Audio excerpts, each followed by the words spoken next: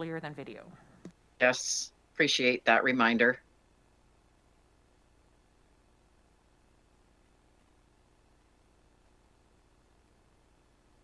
Video's live.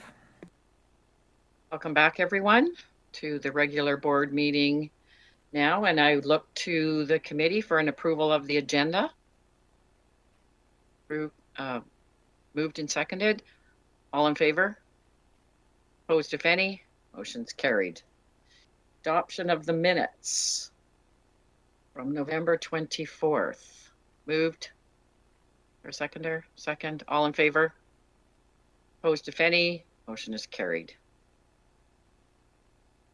there any business arising, Ms. Legault? So, and we don't, any public input, Ms. Legault? There are no participants for public input period. And no delegations. We go straight down to committee and commission reports. CR1. Thank you, Madam Chair. The first item is the report and recommendations of the Regional Services Committee meeting of November 24th, 2021. And who takes that? Director Salmon, go ahead, please. Thank you. So these are the three recommendations from the November 24th, 2021 meeting.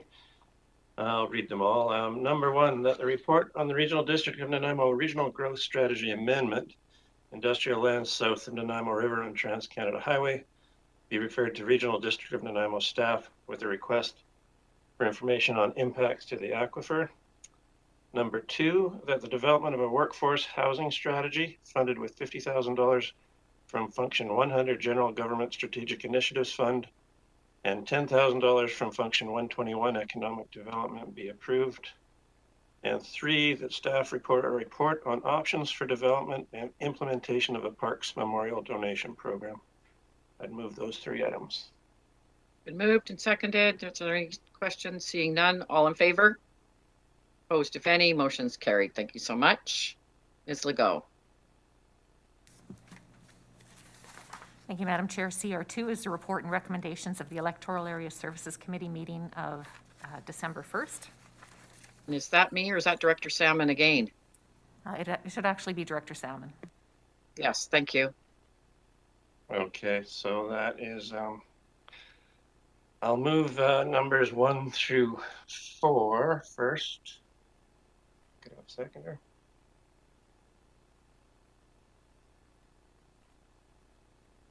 Been moved and seconded.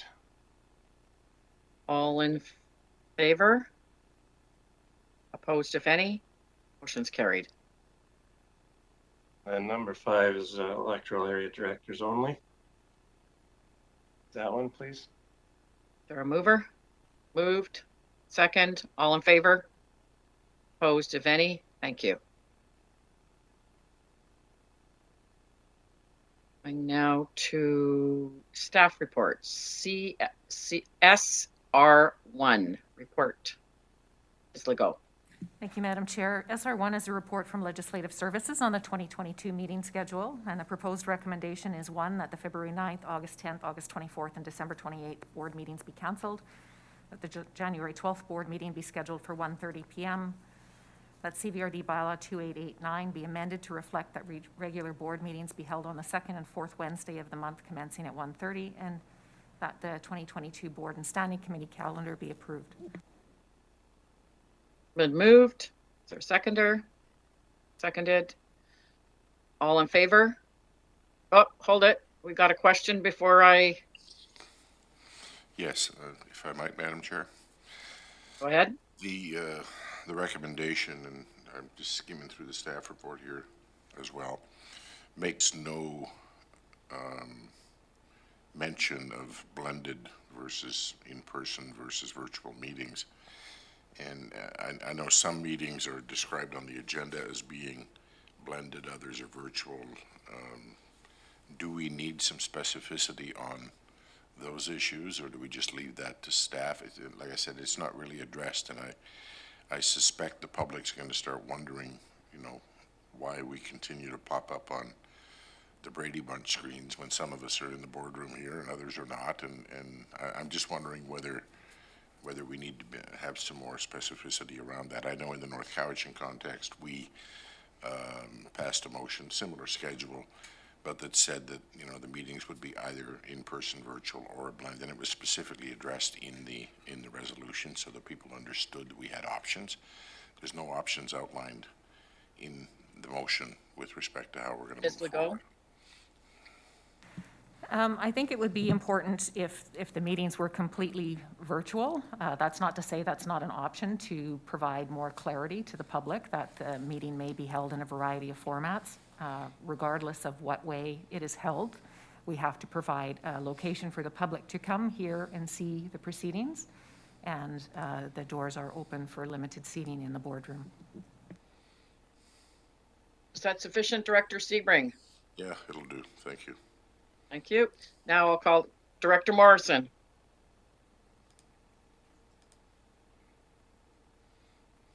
Can't hear you.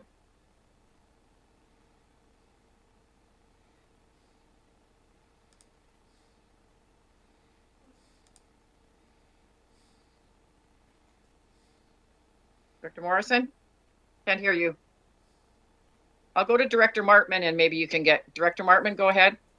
It's probably more of a point of information coming from a different, more from the provincial level.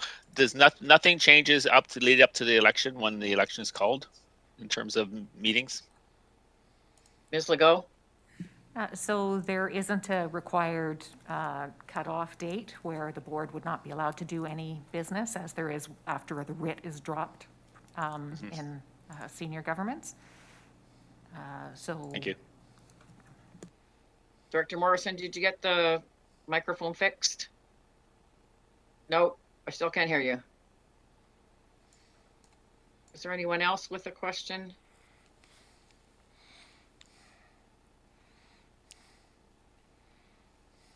It has been moved and seconded, correct?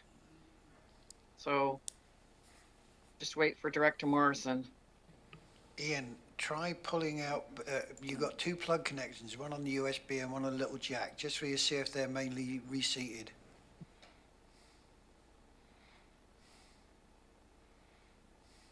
Your speakers could be off from the boardroom.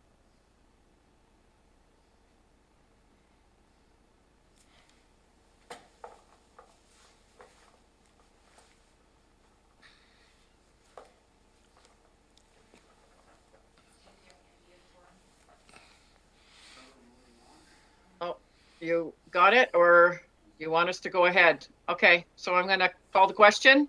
All in favor? Opposed, if any? Motion is carried. Next, Ms. Legault. Thank you, Madam Chair. Item SR2 is a report from the Office of the CAO on the Community Safety Response Model Report and Questionnaire, and this is for direction. Okay. This is for direction. Is there anybody that has any questions for staff? Seeing none. So direction. Okay. I have Director Wilson and then Director Sebring now. Go ahead. Oh, no? Director Sebring, go ahead. Thank you, Madam Chair. I guess, I would certainly go with option one in terms of the options that are there to come back,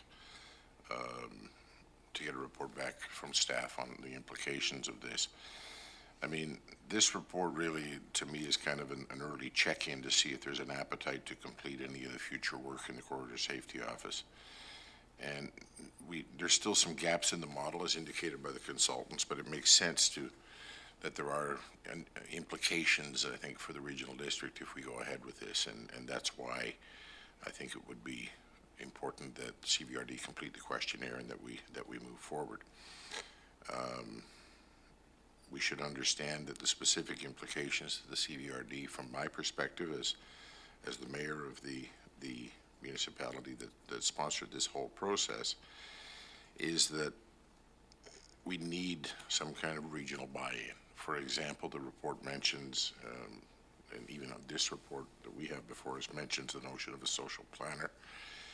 Mental health and addictions and homelessness, as we know, is not just an urban issue. It's not just something that Mayor Staples and I are dealing with. The mayor of Lake Cowichan participated in this roundtable, and he said that there's issues there as well. We've heard of other issues in other parts of our regional district.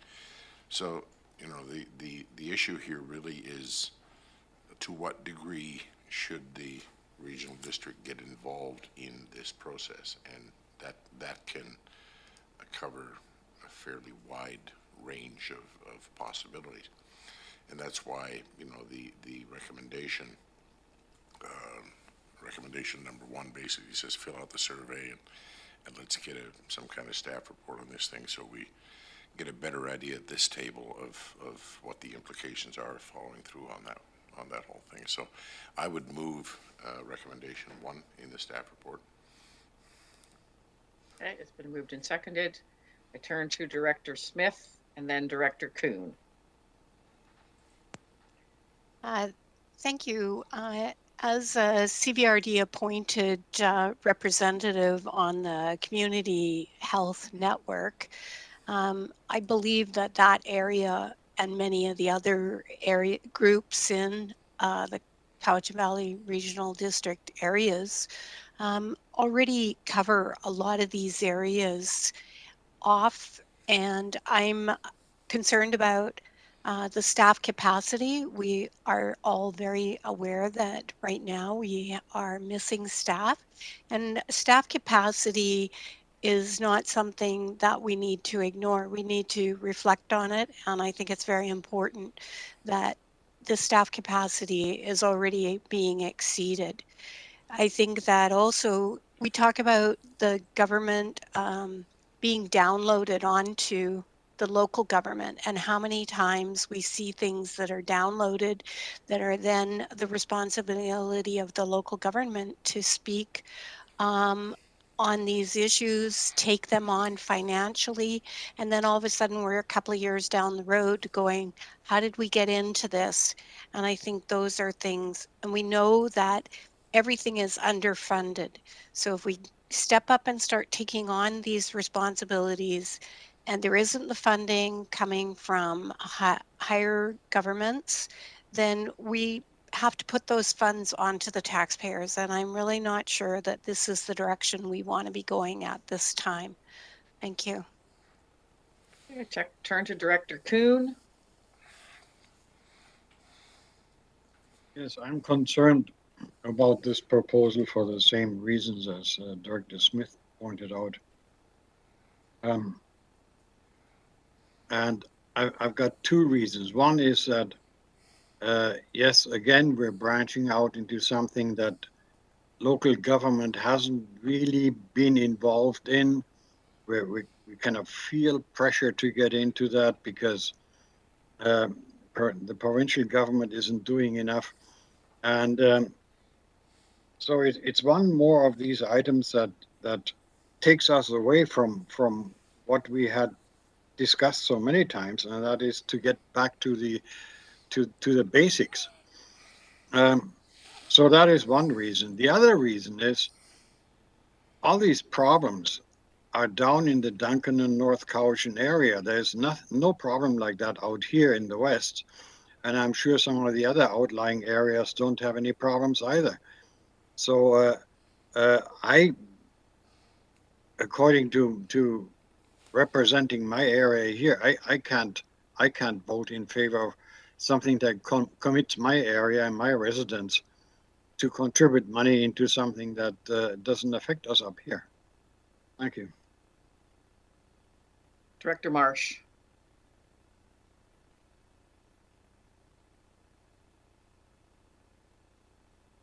Thank you, Madam Chair.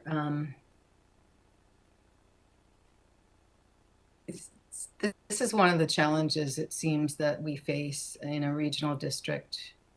And, you know, just from my perspective, the regional district has what you would call a commons. And so I'll just give you an example. North Cowichan has a commons. I never swim in the pool, but I pay well over $200 a year for it. I rarely go to the theater, and I pay money for it. So it's not correct to say that the province is not putting any money into this. They've created wraparound funding. They're renting a motel, the Ramada. They've put in small, I don't know what you call those little housing units, and all this report is asking is for staff to report on the implications of the long-term recommendations and drafts in the questionnaire and submitting it to North Cowichan.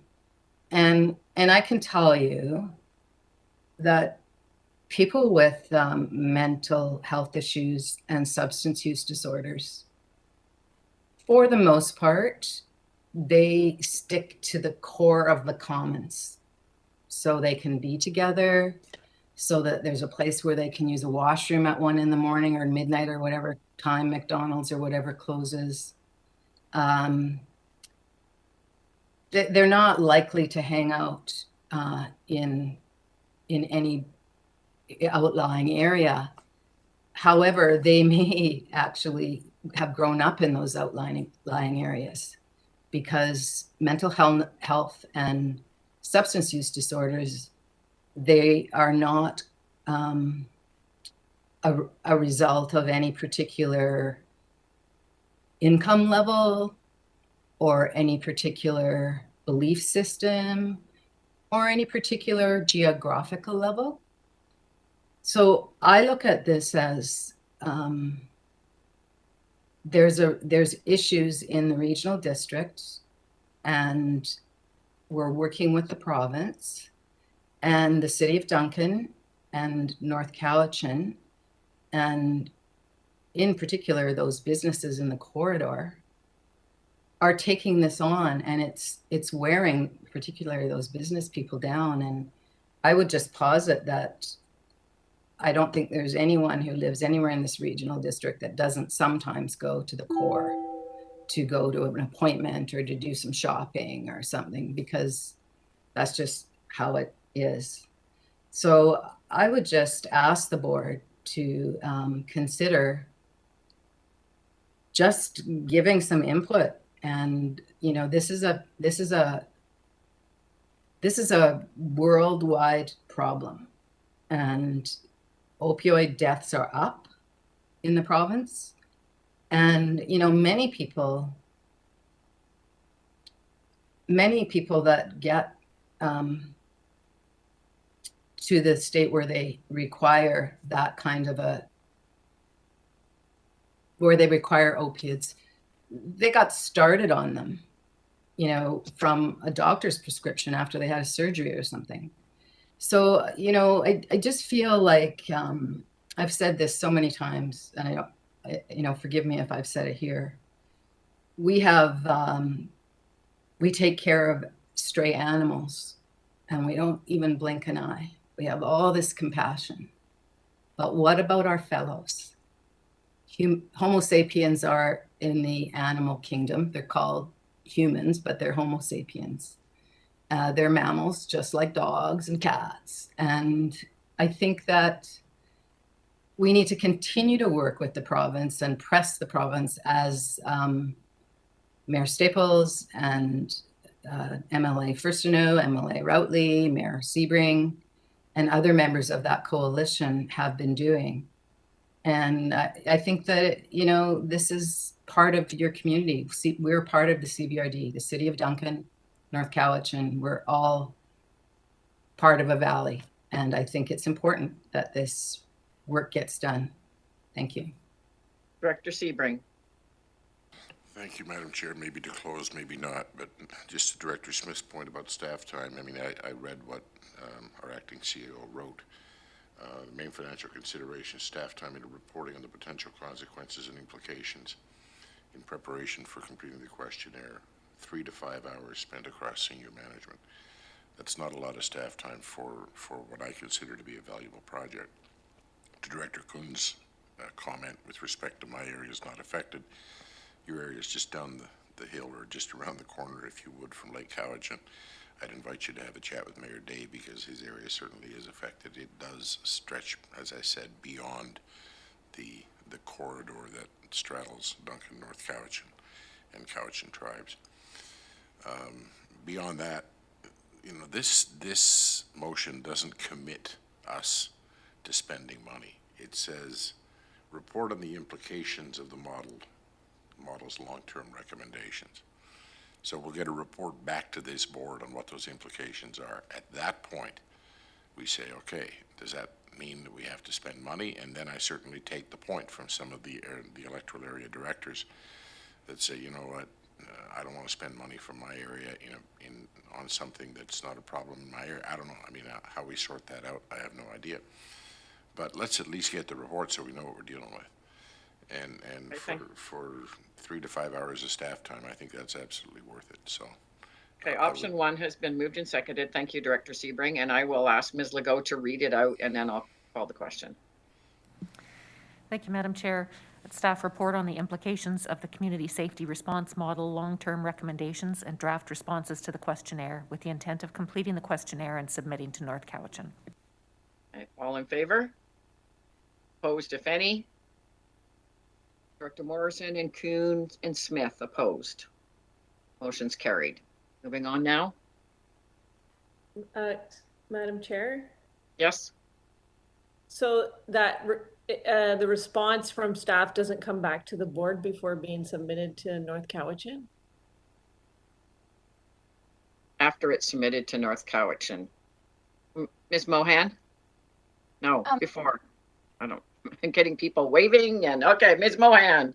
The way I understand it is that this is a questionnaire that the board is supposed to fill out. So what staff will do will bring a report to the board on some of the implications so that we can fill it out on the board's behalf, or the board can fill it out sort of with full knowledge of what's involved before they complete the questionnaire. So you will get a report before the questionnaire is completed. You will have input on the questionnaire responses, and then we will submit it to North Cowichan. Thank you for that clarification. It didn't read that way to me. Thank you. Thank you, Director Acton, for clarifying that. So we turn now to see our report number 3. Thank you, Madam Chair. Yes, SR3 is a report from Economic Development on municipal and regional district tax renewal application. And the proposed recommendation is that the CVRD request the province of British Columbia to renew the levy of a 2% municipal and regional district tax within the entire boundary of the Cowichan Valley Regional District, effective July 1st, 2022, for the purpose of supporting tourism, marketing, and development and continuation of the initial MRDT resolution. Okay, has that been moved and seconded? Okay, it's been moved and seconded, and does anybody want to speak to it? Director Wilson? Go ahead. Yeah, thank you, Madam Chair. I'm looking at the report now, and on page 1, and I'm scrolling up and down here, recommended resolution. It says, for the purpose of supporting tourism, marketing and development and continuation of the initial MRDT resolution. I wonder, Mr. O'Riordan, could you tell me what, in essence, the initial MRDT resolution was? Do you have that information? Welcome, Mr. O'Riordan. Thank you, through the chair. Essentially, the wording of the initial resolution was exactly the same as this. So it is just the extension of, that wording was provided to us to facilitate the renewal. Okay, thank you. And follow up, please. Go ahead. I've got to find, I'm scrolling down again. I'm sorry about this. Let me just find it. Of course, you can never find it when you're looking for it. There it is. On page 2, the ability of Tourism Cowichan is to successfully carry out the full scope of its marketing and tourist development plans over the next 5 years, and is directly linked to the renewal of the MRDT program within the Cowichan region. Given that sentence there, we've seen before that MRDT funds have been or attempted to be redirected to other programs. What it's saying here is that it's purely for the tourism people. Is there any other plans to try and redirect any of these funds to other programs? Mr. O'Riordan. Through the chair, there is language within the 5-year plan that discussions are still taking place around options for the board to consider around the use of the online accommodation funds. So that is included within the 5-year plan and would be consistent with it. Okay, thank you. Okay, Director Nicholson? Thank you. I'm wondering through you to staff, is the $50,000 that's earmarked annually to visitor centers, is that new money or is that continuing money? Through the chair, thank you. That was new money that provided to the tourism operators, and it hasn't been defined how that'll be shaped out. Follow up, Director Nicholson? Thank you.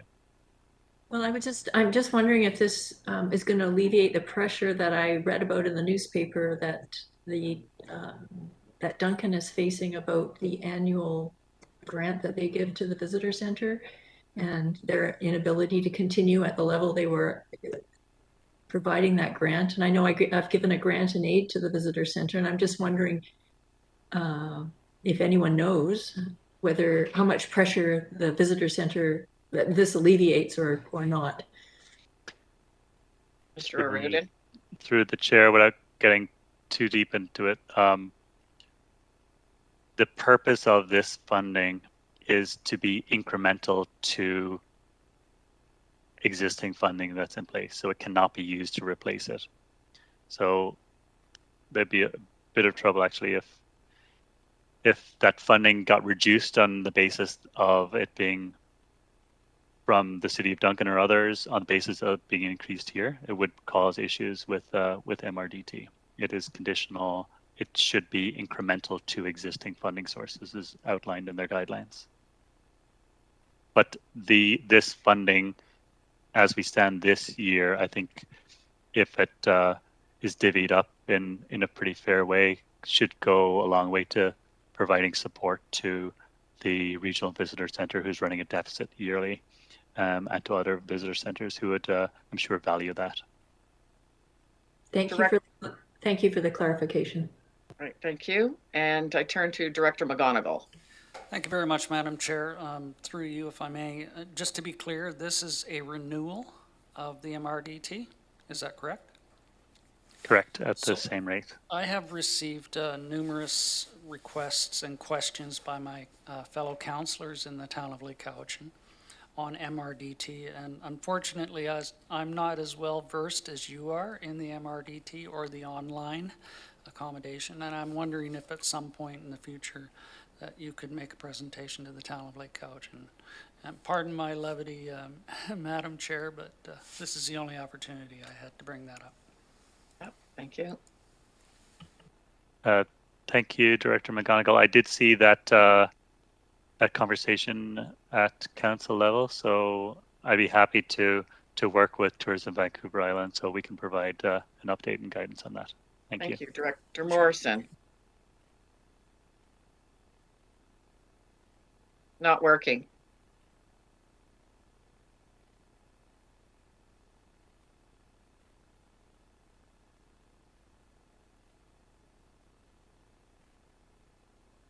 Me now.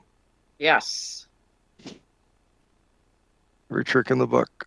So for those of you that have been here longer than a term and maybe prior to some of the construction and agreements that have been put into place, if this is truly funding that's supposed to be of an incremental nature, I recall that there were commitments made in years gone by that the reinstituting of visitor services in the south was a priority that all funding partners had committed to. That there was there was the services were lacking in the south, and that some attention to enhancing services in the west were essentially, if they weren't written down in an agreement, were certainly understood. And I'd just like to make Mr. O'Riordan aware of that those were priorities at the time of the establishment of the main center in the Duncan North Cowichan core, and I would hope that we would be looking at at seeing if gateway facilities could be instituted somewhere in the south. Thank you. Okay, so I'm seeing no other hands up. I'm going to call the question. All in favor? Opposed, if any? Motion is carried. Thank you so much. SR4, Ms. Legault? Thank you, Madam Chair. SR4 is a report from Corporate Services Department on the Cowichan Housing Association Financial Contribution Agreement extension. And the proposed recommendation is that a 2-year extension of the financial contribution agreement with the Cowichan Housing Association for the period of January 1st, 2022 to December 21st, 2023 to provide programs and services related to affordable housing and homelessness prevention be approved as outlined in the staff report to the December 8th board meeting. Okay, it's been moved. Second, did I see a seconder? Moved and seconded. And now Director Sebring, go ahead. Yeah, thank you very much, Madam Chair. Just a question on governance on this. You know, we've identified it. We've identified it in some closed meetings, not so much specifically related to Cowichan Housing. There were some other organizations we all know who we're talking about here, where we hand over the money and there's really no accountability structure to this board in terms of how that money is spent. And I don't say that pejoratively, but I'm just wondering if there's any kind of an appetite and what it would take, and I would go to our CAO for this one, I presume, to enhance or at least provide some kind of governance oversight. And by that, I don't mean veto. Do we have, for example, a liaison on the board of the Cowichan Housing Association that can report back to this board if we have issues going on? And if we don't, should we? I have Those are Mr. the kind of Boysen. questions that I'd like to. I have Ms. Mohan. Go ahead, please. If Mr. Boysen is able to answer, he's Okay. probably has more information than I do. Okay. Yeah, thank you. So through the chair,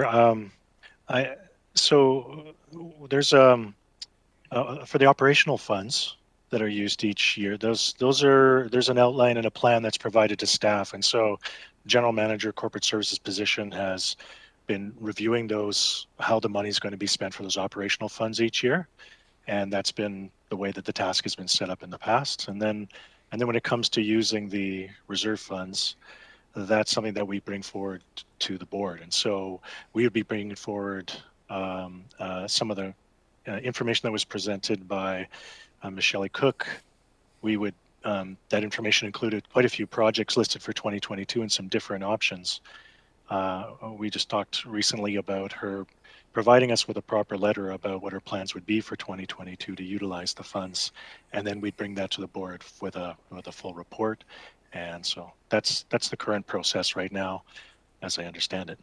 This is my first 6 months here still, but that's the way that we're moving forward with right now. Fair enough.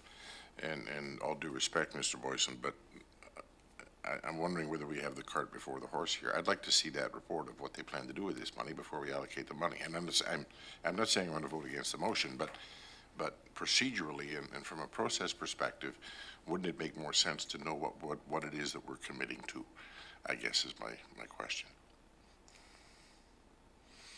Okay, I turn to Director.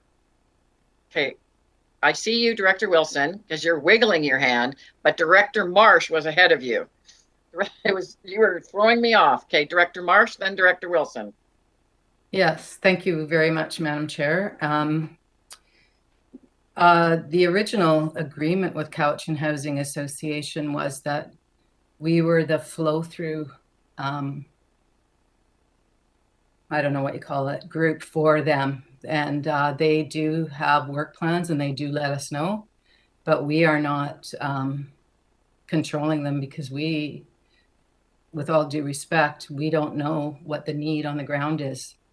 And so we recently did have a report from them, although maybe that was at North Cowichan. Sometimes I get confused, but the original intent wasn't for us to be telling them what to do. It was, we did that in the beginning, and they're busy doing it. And, Shelley Cook and Andrew were recently at as I said, was it here or was it just North Cowichan? Yeah. Yeah. So we've gotten all that information. And so it's kind of, I just think we should just carry on. I mean, you know, this is what the electorate said they wanted, and nobody's yelling and saying they don't want it. And arguably, homelessness and COVID have made this situation even more critical. Thank you. Director Wilson. Yeah, thank you, Madam Chair. I was actually waving my hand for a long time. It's just, perhaps it's just a small hand, or anyway, it wasn't acknowledged. There was a move last year, and exactly the same thing as Director Sebring is talking about here, where oversight is, it's not telling them what to do, it's listening to what they speak of. And there was a move, as I recall, to appoint a liaison from the CVRD board. And there were suggestions that Mayor Staples, or perhaps even Director McGonigal, Lord save us myself, to sit on that as liaison. But and I think that was put forward to the CHA, and they turned it down flat. I would still like to see some kind of liaison, somebody who sits in there, listens to what they're saying, and then can report back independently, if necessary, to the board. Is there any movement on that, or is there any appetite for that to go forward? Director Stone. I apologize. My bandwidth seems to be going in and out. You can hear me all right? Yes. But I do recall, I didn't recall the flat out refusal. I had heard that they were going to discuss it further with their board and get back to us. But I had thought there was conversation about a liaison from the CVRD board being part of CHA's board meetings. And obviously they have closed meetings and things like that that we wouldn't be party to. But I did think that that was still sort of in discussion. And I think it's not, you know, I don't like to say it as oversight because I think it's more engagement. Understanding, be able to communicate priorities from the boards back and forth to each other and sort of report out to the elected leadership. But on that same point, the service was established as a financial contribution service. It was not a service function within the CVRD beyond that. So I think that, you know, there's been, you know, teething and all that, trying to find the right balance over the last 3 years. So I would still think supporting a liaison that would provide engagement and connection between, sorry, my dog's barking, between the board and the two organizations, I think would be wise. But I do recognize that the service was set up as a financial contribution service that was voted on by the electorate. Thanks. Okay, Director McGonigal and then Nicholson. Mr. Boysen, did you have your hand? Would you like to speak?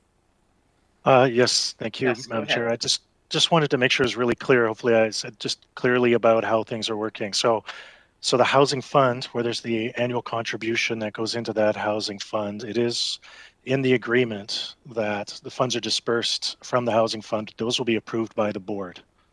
So I just want to make sure, like that's I was just want to clarify. So that piece there, the for the larger projects, that will be approved by the board, and those projects will be brought forward for them. But so there's a few of them on the plate right now that they're looking at, and we're getting a letter shortly for them to be able to bring that to the board. The operating funds is the part that there's been more flexibility, and that's been on the behalf of staff to confirm how they use those funds to make sure that it is appropriately spent. So I just wanted to clarify for the discussion. Thank you. Thank you so much. Director McGonigal. Thank you very much, Madam Chair. And I believe in the recent discussions on the possibility of an appointment of a liaison was not an oversight, but more of an information sharing opportunity between the two boards to bring it back to the board on a ongoing realm, so that we know as a board, prior to quarterly updates, etc. CHA does not come to the board more often than a couple of times a year with a liaison that could be reported. The items that can be reported, and I acknowledge that some of them would be in camera and could not be shared with either that liaison person or the board.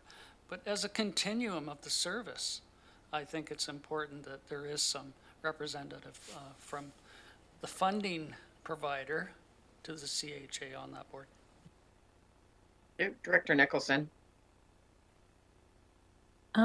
Thank you. If I recall, when the whatever you call it, the executive director, Shelley, came and presented to us, she was mentioning setting up a new structure for a community group to provide input and advice. And it strikes me that things are going, it would be maybe worthwhile just waiting and seeing how we can participate in that before we start adding extra work. Which is really, as Mr. Boyson pointed out, is not about the substantive projects. It's really just about the operating oversight. So I'm not sure at this point it makes much sense to be doing this. Director Morrison.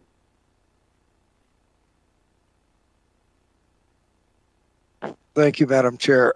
So I may be mistaken. It's getting a little later in the day, but I seem to recall reading through some fairly substantial documents and reviewed the budgets and the likes of this organization and read them with interest and came to the board meeting and there was a presentation made and discussion of their plans and the likes and I don't recall a great deal of inquiry from this board on the aspects that might be of interest to us now.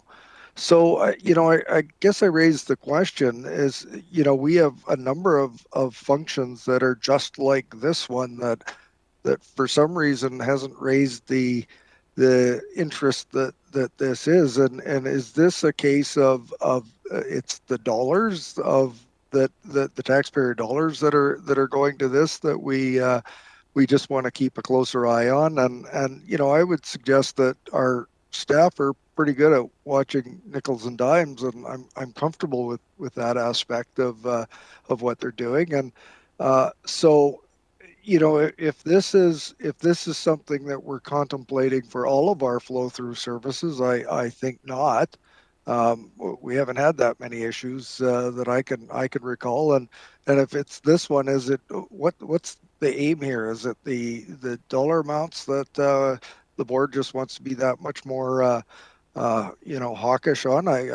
It seems like we haven't had cause to push this issue at this point, and I certainly would want to see this duplicated in the other flow through functions that we have. Thank you. Okay, I'm going to call the question. It has been moved and seconded. All in favor? Opposed, if any? Motion is carried. Thank you. Moving on to SR5. Thank you, Madam Chair. SR5 is a staff report from Finance on the 2022 Revenue Anticipation Borrowing Bylaw, and it's for information. Any questions for staff? Seeing none, we can carry on. Thank you, Madam Chair. We're on to bylaws. Item B1 is CVRD Bylaw 4409, 2022 Revenue Anticipation Borrowing Bylaw 2021 for first, second, and third reading. Moved and seconded. All in favor? Opposed, if any? Motion's carried. Go ahead, Ms. Legault. Thank you, Madam Chair. CVRD Bylaw 4409, 2022 Revenue Anticipation Borrowing Bylaw 2021 for adoption. Moved, second. All in favor? Madam Chair. Sorry? I was asked, I wonder if I could ask a question very quickly, as this does affect just to refresh my memory on this one. Would that be okay? Okay.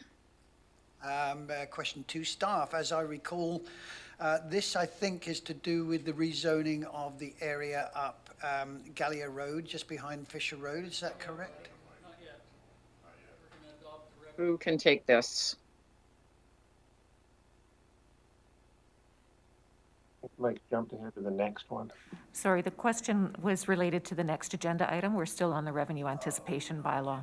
Yeah, thank you. Okay. So go ahead, Ms. Legault, back. Oh, I think I was moved and seconded. Okay, I'm going to call the question. All in favor? Opposed, if any? And then going to B2. Just a point of order, Madam Chair. Yes. On B2, is this electoral areas directors only? Because it is a land use matter. I just need to be clear. It doesn't say on the agenda. That's correct. Yes, it is. Yeah, okay, sorry, that's twice I've done it tonight. It's all out, it's Director Severing's fault. Yes, just refresh my memory if there's a member of staff that could do. I'm fairly certain that this has to do with the proposed development up at the end of Galliers Road in Area C, but it also includes Area A as well. So could you refresh my memory? I think that's what this rezoning refers to. Ms. Cheroff was here. Thank Go you, ahead. Madam Chair. Sorry, just for clarification, are we looking at, it was bylaw 4404? No, it's bylaw number 3520. Yes, 4404. So 4404 is the amendment to the CD, not CD, CD 10 zone. Okay.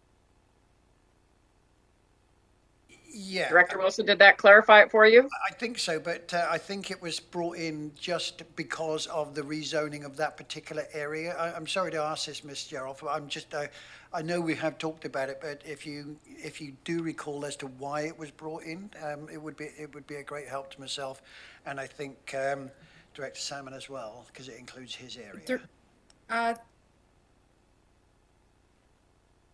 Just for the zone. The impetus was to create a zone that would create or establish or require a significant buffer between industrial uses and yeah, that's the one. Thank you very much. Future residential development. Yeah, that's great. Thank you very much. Okay, Ms. Legault, could you read that again? Or did you, or? Thank you, Madam Chair. CVRD bylaw 4404, South Cowichan zoning amendment bylaw CD 10 2021 for first and second readings. Electoral area directors only, please.